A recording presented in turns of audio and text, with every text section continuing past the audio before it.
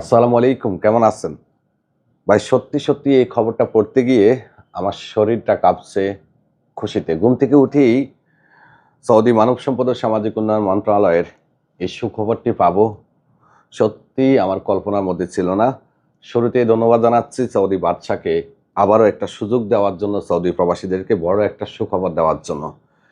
আমি সুখবরটি বলছি পবিত্র মদিনা থেকে। আলহামদুলিল্লাহ, মদিনা শরীফে এসে এমন একটা সুন্দর খবর আপনাদেরকে জানাতে পারবো, কল্পনাও করিনি। আলহামদুলিল্লাহ।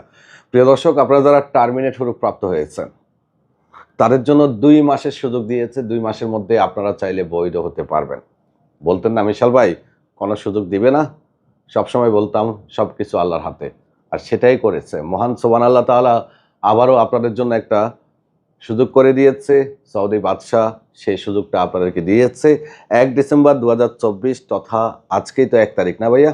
১ তারিখ থেকে আগামী ২৯ জানুয়ারি ২০২৫ সাল পর্যন্ত, ২৯ জানুয়ারি তথা ৬০ দিন আপনি যদি টার্মিনেট হরুপ্রাপ্ত হয়ে থাকেন তাহলে আপনি যে কোনো কফিল বা কোম্পানির কাছে বৈধ হতে পারবেন। এই সুযোগটা আপনাদের জন্য দিয়েছে। আর আপনি যদি টার্মিনেট হয়ে থাকেন, আপনার মোবাইলেও কিন্তু এই ধরনের মেসেজটা আসছে। যদি না আসে তাহলে মোবাইল চেক করবেন, যেখানে স্পষ্ট লেখা আছে শ্রমবাজার স্থিতিশীল করার জন্য মানব সম্পদ ও সামাজিক উন্নয়ন মন্ত্রণালয়ের প্রচেষ্টায় আগামী ১ ডিসেম্বর ২০২৪ থেকে শুরু হওয়া বিদেশি কর্মীদেরকে একটা গ্রেস পিরিয়ড ৬০ দিনের দেওয়া হয়েছে, মঞ্জুর করা হয়েছে।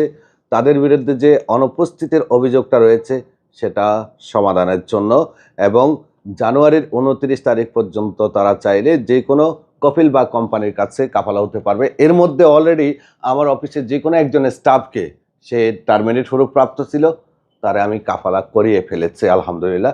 কারণ আমি চেয়েছিলাম বিষয়টা নিশ্চিত হওয়ার জন্য।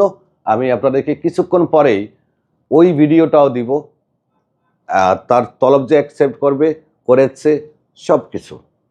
আপনারা যারা টার্মিনেট হরুপ প্রাপ্ত হয়েছেন আপনাদের জন্য আজকে থেকে ২৯ জানুয়ারি পর্যন্ত বৈধ হওয়ার সুযোগ দিয়েছে ৬০ দিন। দয়া করে ৬০ দিনের মধ্যে বৈধ হয়ে যান, যে কোনো একটা কফিল খুঁজে। ভালো থাকবেন। আরও বিস্তারিত লাইভ নিয়ে আসতেছি ইনশাল্লাহ আজকে মদিনা অফিস থেকে। আল্লাহ হাফেজ।